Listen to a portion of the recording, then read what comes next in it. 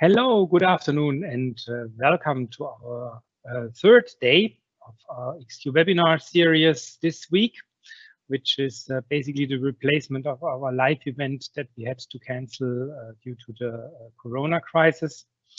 But nevertheless, as you maybe already know from the past days, we have organized a webinar series to fill this gap. And today we will have a very interesting webinar from Contentpepper. But before we go into more details about the webinar today, I would like to say some more information about our already past events and about the upcoming webinars tomorrow and the day after.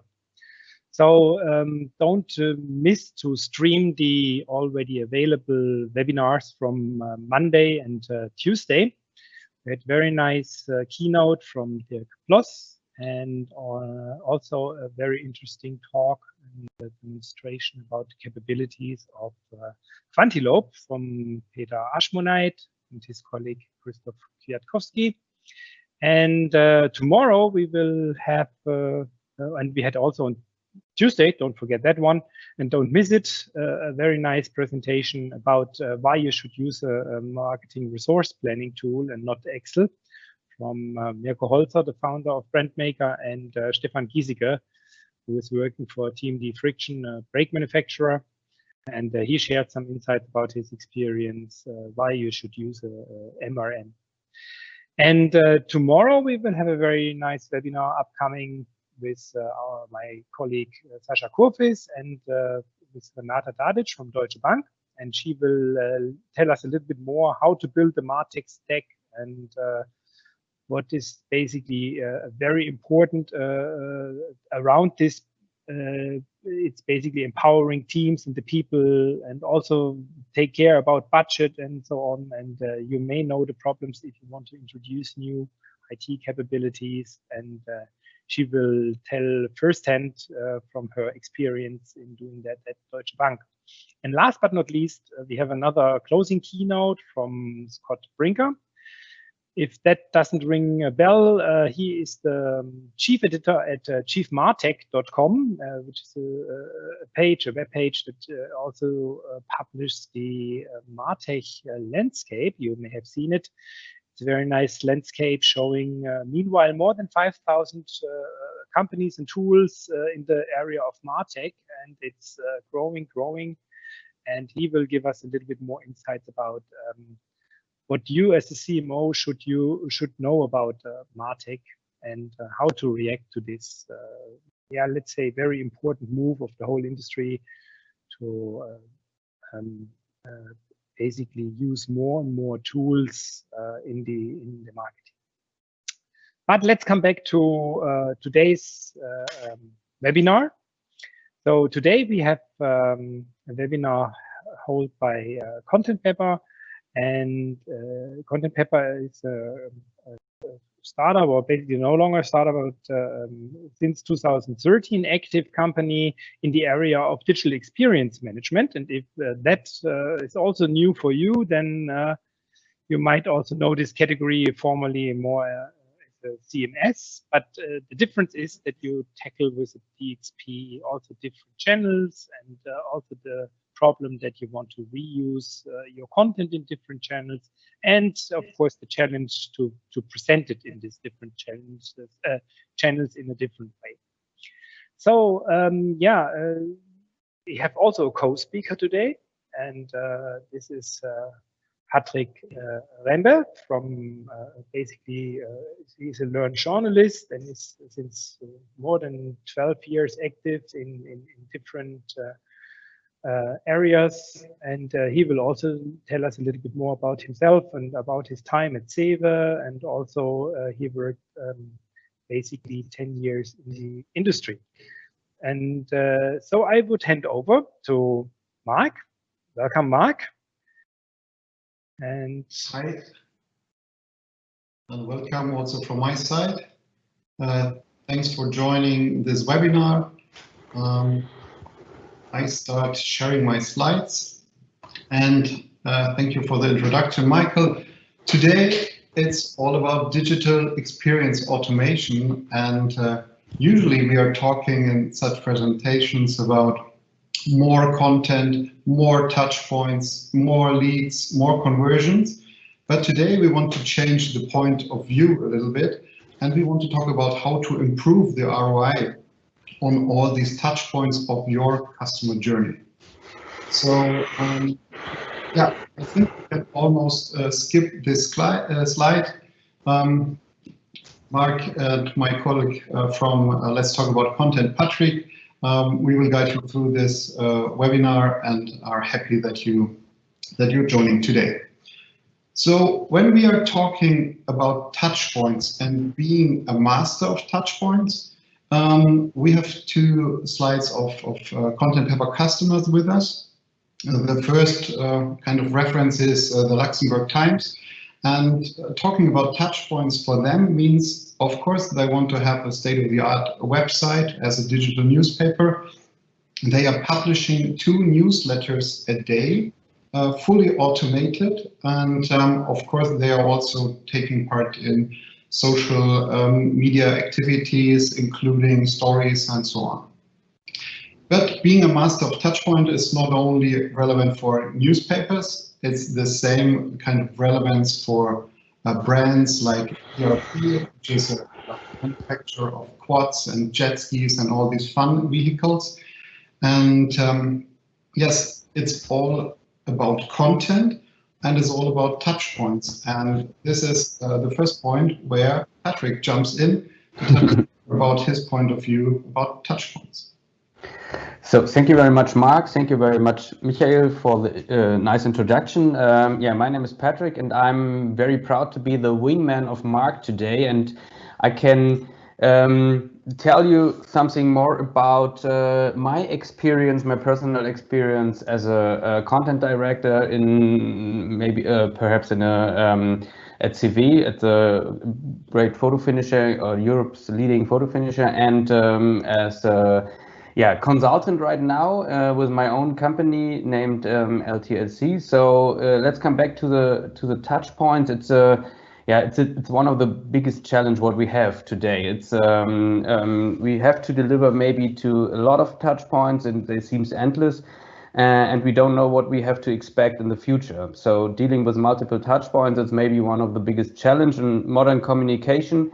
And so it's inevitable to think about the value of content for your company. That's one of the most important things. What I do in my daily work is to start the change project and to consult the company to be more efficient and sustainable in using content and reach a good value of content in using in the whole company. So if you ask yourself how efficient you are in production, distribution, and publication, most of the companies I know couldn't answer reliable.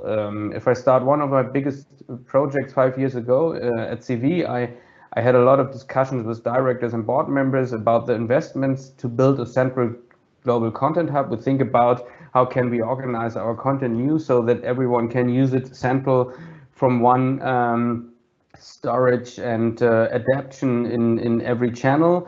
And they asked me, how would you like to measure the success? And it wasn't easy because as we started, you couldn't find a comparable project in the market. So then I started to share the knowledge of my colleagues in each department who was involved in content production, distribution, and publication.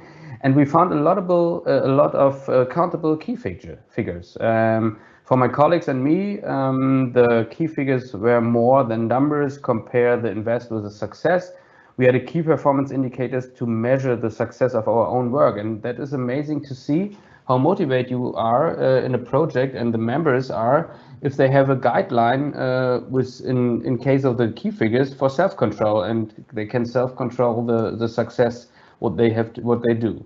But when we talk about KPIs and important KPIs for your content value and later your ROE, when you have something invested in software or technique and digital change, the first and not the important one, but the first one is time to spend to find existing content.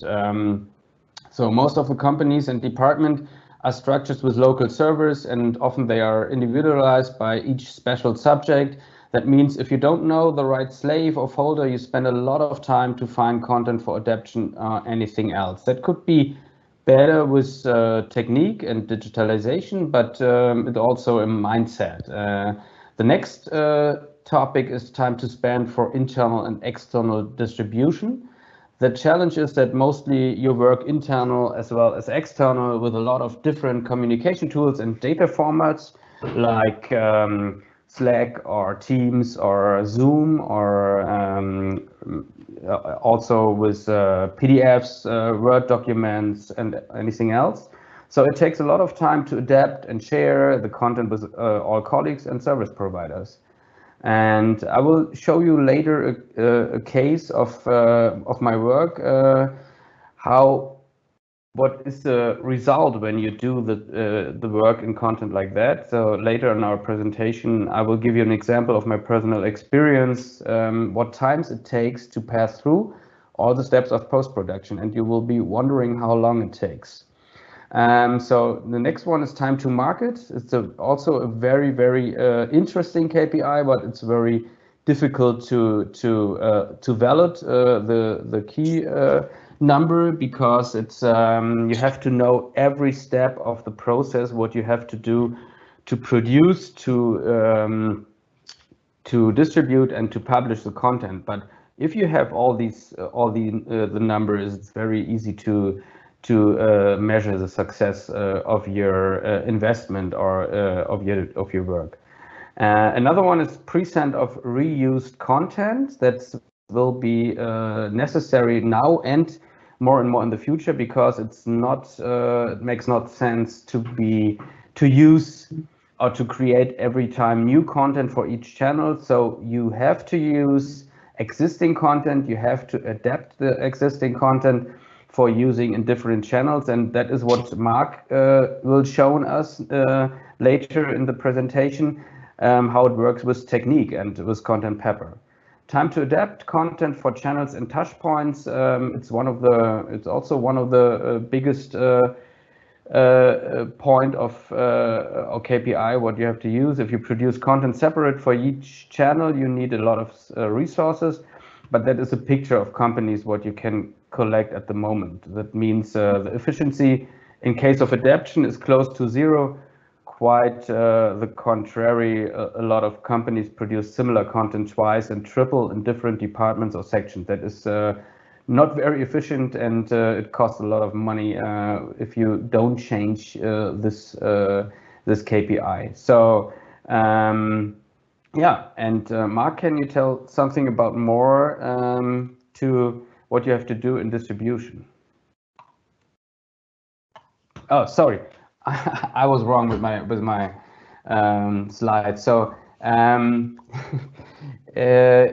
I can tell you something about more what is the most usable 3 pillars of content value creation. So if you think about further increase your content value to become more efficient, sustainable, and quicker, you should deal with 3 pillars of content value creation.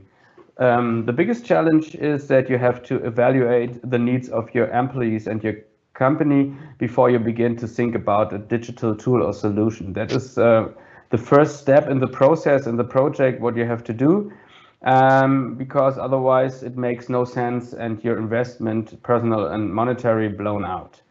The first pillar is the most important one. If you don't understand the company-wide role of content and the company-wide knowledge, how to use general content in general modern communication, you wouldn't be successful in reaching the next level of content value. This understanding is nearly 50% of our work that you have to do to become more efficient and sustainable.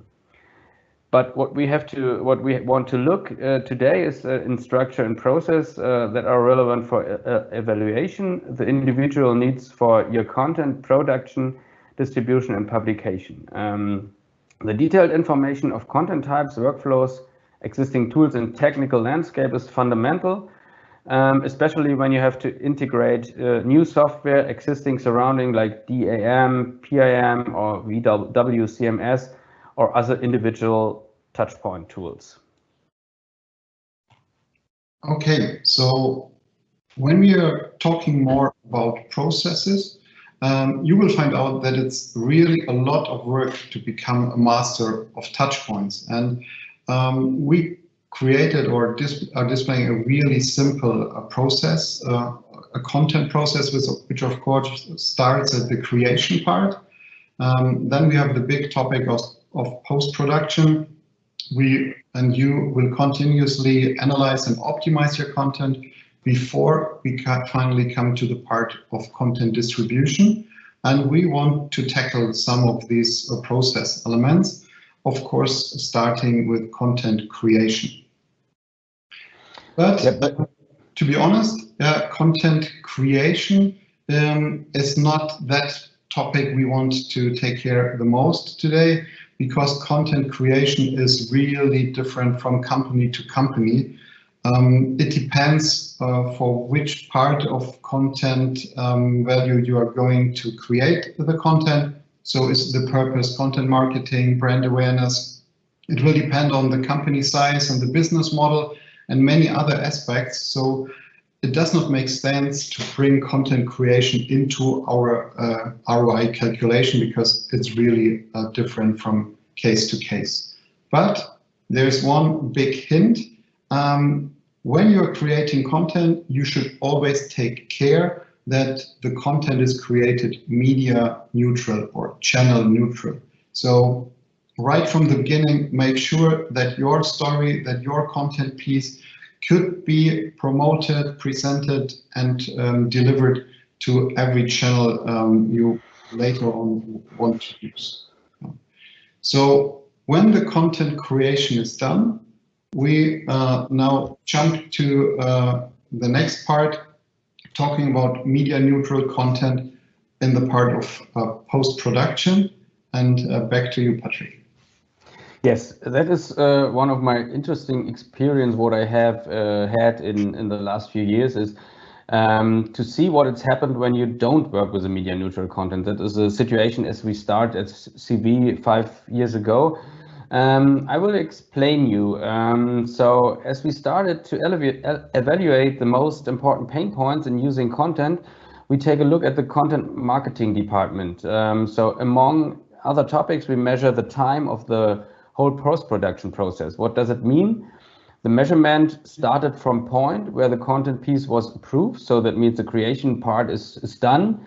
And so we include steps like adaptation and different data file formats, refreshing project management tools, sharing information with mail, like collaboration tools, saving files on different slaves and folders. It's a situation that you know in your company as well. And the result was they needed more than 45 minutes for each content piece. So that means it doesn't matter what kind of content piece it is, it needs 45 minutes to distribute the content in between the whole company for each person, each colleague who needs to adapt or to publish the content in different channels. So content marketing department, 45 minutes for just one content piece. That means in overall in the year, content marketing department is close to produce 365 content, so one content piece per year, per day. And if you multiply this with the needed time of production, post-production, you get an outcome that should be a cause of concern. So that means we need 34 days per year only for post-production. And that is not what you mean with efficient work. But what you can do or what you see is when you take a look at the whole company, you will see that you have a lot of departments who work with content today. So that means the product department will produce and use content, press releases or investor relations, and all the departments use the same time, maybe not quite too similar, but maybe they use the same time to produce content. And if you take a look at the actual situation in most of the companies all over the world. You have different departments with different goals, with different challenges, and you have a lot of silo thinking anymore. And that means that the mindset of employees could prevent an efficient sharing of content, because mostly they are captive in channel challenges.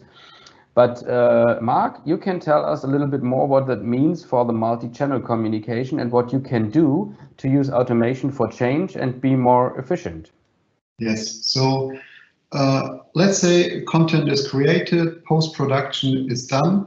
The next most important thing is how to distribute all this content to all the different channels or touch points, including the needed transformation. And why is this important? So there was a nice survey among 500 companies, and they were asked, how many channels do you use to distribute your content? And the numbers are quite interesting, because 50% of these companies are using already 3 or 4 channels for content distribution. And that's already quite a lot. And as you can see in this graphic, there are also companies using more than 10 channels, which is really a lot. So why are we doing this? What is the reason to do multi-channel distribution? There's a Gartner research, and it shows that content campaigns with 4 or more digital channels will be better by 300% than single or dual channel campaigns. So there's a real benefit with using or integrating a lot of content channels. But, and that's the bad point, 90% of the marketeers today are failing with managing 3 channels on their customer, on their buyer journey. So there's a huge gap between what I should do to be more productive, more efficient, and what I actually can do. And why is it so hard? Because, as I mentioned, it's a lot of work to distribute content to all these different channels and touch points. So we just picked a couple of channels you will all know. So we're talking about websites, Instagram, social media, apps, newsletter, of course, Facebook. And how does it usually look like if you want to distribute the content to all these touch points? The experience we have made in our projects is that the companies start with copy and paste the content from here to there, from here to there. And with every copy and paste action, you have to log in, you have to take care about the image sizes, about the layouting and content placement, about scheduling campaigns, how to manage it. So what we found out with the customer is that the average time per content piece and channel is about 12 minutes.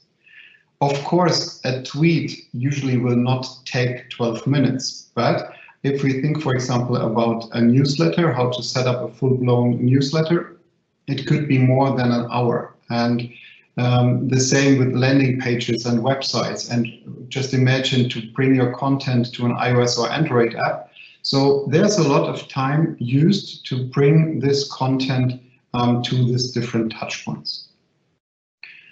So up to now, we talked a lot about the hurdles, the problems, where we lose a lot of time.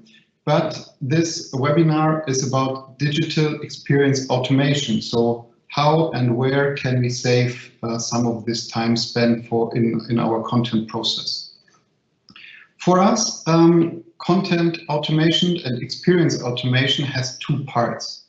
The first part is content automation. And what we mean with content automation is bring the content from all these different content sources and silos all the way to a multi-touch point environment. And exactly for this case, we developed Contentpepper. So here you see a first screenshot. Contentpepper is one editor for all these different touch points. We want to make it really efficient to work with this content, especially in the post-production. We integrate already existing MarTech tools like the 5,000 Michael mentioned on Chief MarTech. And we also integrate the individual content sources like digital asset management tools and stuff like that. And for this, I want to give you a really short and quick demo of Contentpepper. So I have to switch my presentation screen. And hopefully you can see this now. So what you see here is the dashboard of Contentpepper. We already see which channels are configured for this demo customer, how the analytics are going. But I want to start in this sources part. So with Contentpepper, we integrate all these different content sources of your company into one system so that we get this single point of truth for all your content. And that means, of course, content can be created in Contentpepper, but it can also be stored in another system like a headless content management system like Contentful or your Typo 3, WordPress, whatever you're using. It can be in external sources like YouTube, or it could be digital asset management tools. So after connecting all these sources, you get this one and only list of all your content pieces. And it doesn't matter where it comes from, which format it was before it was imported. You get one point where you have access to all of your content. You can filter and start creating new content, merge content pieces together to a new topic. And of course, you can edit content and prepare it for multi-touchpoint. And that's what I want to show you. So we always start with this channel independent or media neutral content area, where you just write down your content piece, select the image you would like. And from here on, we prepare the content for all these different touch points. Let's start with the easiest things like Facebook. So I can now adapt my content for the XQ Digital hashtag. I can shorten my content to be published on Facebook. And of course, you see instantly a preview how it would look like on Facebook, on Twitter, on Instagram stories, and of course on LinkedIn. So this is the quite easy part because these are standard tools where we publish the content. It's getting a bit more tricky if we're talking about website and landing pages. And of course, you also can do this with Contentpepper. So you start creating new content, place your article. Maybe you have additional information like the features of your product and your company, or you just take one of the content pieces we integrated and adapted from your CMS, from your digital asset management tool, so that with a few clicks, you create a new website, you set up a new newsletter and publish the latest article in here. And when this is all done, after having this channel independent content, with one click, you can decide which content should go on which channel, when should it be published, and with one click, it's just going out to the channels and touch points you just selected. So this is a very simple and quick way how to create content. I would like to switch back to my slides now. Give me a second. So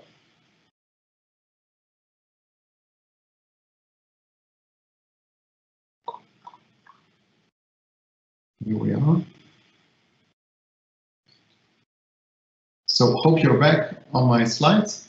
As I mentioned, content automation is only one part of the experience automation. For the other part of experience automation, we developed an AI-based content scorecard. So this was actually a project funded by Google. And within this project, we are evaluating content. We find out how content is rated and how important it is in different KPIs. So to give you a short example, for this article, you see we are calculating the exclusivity of this content. We are measuring if it's a local or a national or an international relevant content. And what is the most interesting part, we also can predict how many impressions and how many clicks this content will have. And all of this we do before publishing. And with this information, which was actually done for a newspaper, with the learnings out of this project, we are now developing another scorecard, which is the digital experience scorecard you see on the left-hand side, where we bring this information and these learnings into a marketing world. So we are analyzing your marketing content before publishing it, and we can give you an information if it's good to read. Does it match your persona? Does it cover your marketing goal? And with this information, you can imagine we can bring out this content at the right time to the right audience on the right channel. And this will improve your content experience a lot, because this is all about how to personalize your content offering. So to summarize these two aspects, on the one side, with content automation, we are saving a lot of time, especially when you're handling a lot of content. And on the second part, it's all about the customer and the content experience to improve this already before publishing your content.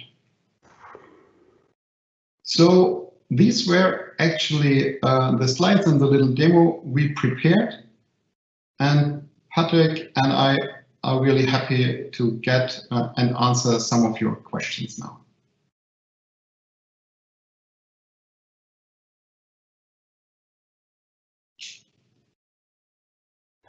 Michael, are there already any questions? So yeah, so sorry for unmuting helps. So thank you very much for this very interesting presentation. And yes, I can tell you that we already have some questions. They came in during the session. So there is one question to you, Patrick. Yes. And the question is, you said you need 45 minutes per content piece. How do you define content piece?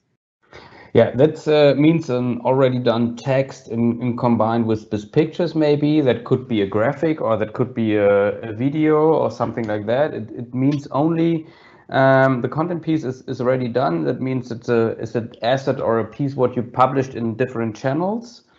And that include a headline, a subline, a text, a picture, a video maybe, or separate only a video or a text for YouTube or something like that.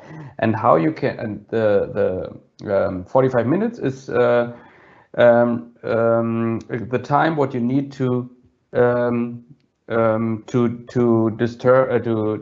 publish in between the company, and they can use everywhere at different channels and different departments. Mm-hmm. Okay, very good. Then we have a next question here. Does it make sense to automate every touch point, or is it also, let's say, only necessary to have some of them?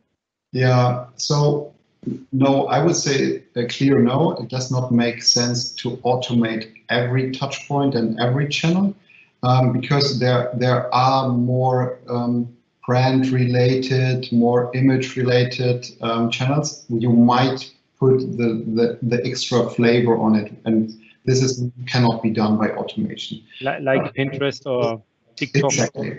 Exactly. Where you have these unicorn stickers to put on top of your story, this is something you usually do individually. But there are a lot of channels which can be automated, and my best example is newsletter. Because the most time spent creating a newsletter is really to copy and paste existing content and to arrange the formats. And this is something a machine or a system like Contentpepper easily can do. And we shouldn't talk only about channels. We shouldn't talk. We should talk also about translation and something like that. It's also a point where you can automate now and in the future also to translate automatically if you have a structured content in your content hub like Contentpepper or anything else. Okay. Then we have another question. Is there a perfect infrastructure for digital experience automation? Okay. So more technical question. I mean, the infrastructure is different from customer to customer. Of course, if we see more modern infrastructure, it's easier to connect and to adapt. So if we would paint a picture of a content infrastructure, we would follow the idea of headless content management systems, because then we separate the tasks. There is content infrastructure like Contentful, and there are content distribution systems, for example, like Contentpepper. And if this is a kind of separated, it makes it easier on the long way. Then you get rid of all these content silos, and here is CMS and there a WordPress, and there we have another system. If we think or start thinking more in a headless architecture, then it's easier to connect to all these different channels and touch point scenarios. Yeah, there's also a question which is pretty good matching now to what you just said. Is what is the biggest obstacle when companies switch to a channel neutral content development? Should I answer that question? Okay. The biggest challenge is the mindset of most of your colleagues and employees, because you have a history of learn how you handle content in folders, in server structures and something like that. And now you have to think about, okay, I produce a content for each channel. That means you have a very clean desk. How will I describe it right now? It's how you have a very clean desk, only with text, picture, and you don't have a adaptation into channels, so that it's not layouted and something like that, but you have a clear structure, and then you can use it in every channel and adapt in every channel very easy. And that's the most difficult thing, I think. So also when you talk about process and workflows, it's also a very, it's a challenge, because you have to change workflows, because you have to change your mindset in thinking how can you use and distribute and publish the content. Marc? Yeah, no, I would agree. I think it's not the challenging part is not bringing a new software on the table. It's more you named it attitude, so it's more the thinking. If you're an editor or marketeer who is used to think in brochures and booklets and flyers, then it will be tricky to start thinking more media neutral. And then the technology just follows. Okay, that's. I think we don't have any new query. Oh, there's one new coming in here. Just a second. Which department is driving usually this kind of projects? Interesting. It is interesting. In my experience, we came back to the example of CV. We start with a very new constellation of project management. So we start with a equal role in IT. So the admin, classical admin role, and from our IT department, the product manager role was included, and the content marketing role, because it was concentrate on the marketing department, but we can use or you can integrate all the other departments if this is necessary, because it's very important to share the project into different departments who will use it later, so they can be involved and can decide it, what is the next change step, and what kind of software makes sense for me, and what kind of workflow makes sense for me, and what kind of process should we change for a more efficient and sustainable content production. Yeah, I would totally agree. So 5 years ago, we were talking usually with the IT departments, but this now changed. We are talking more to the marketing people, because they have the need to deliver this kind of content. And in some cases, there's a digital transformation officer who's in between these two. But I would say 80% is marketing-driven project. Mm-hmm. Marketing driven, yeah. That's also something we see in the budgeting process, that CMOs get more and more empowered also on the budgeting side. And yeah, so thank you very much for this very interesting talk, Marc, Patrick. So we close the session for today. Let me give you a small outlook for tomorrow. We have tomorrow also a very nice webinar. It's about the MarTech as backbone for future marketing processes, and a roadmap on empowering the teams by Sascha Kurfis, my colleague, and from Renata Dadic from Deutsche Bank, which will tell us a little bit more about her first-hand experience introducing MarTech at Deutsche Bank. So we are looking forward to see you tomorrow. And thanks a lot for joining us today, and goodbye.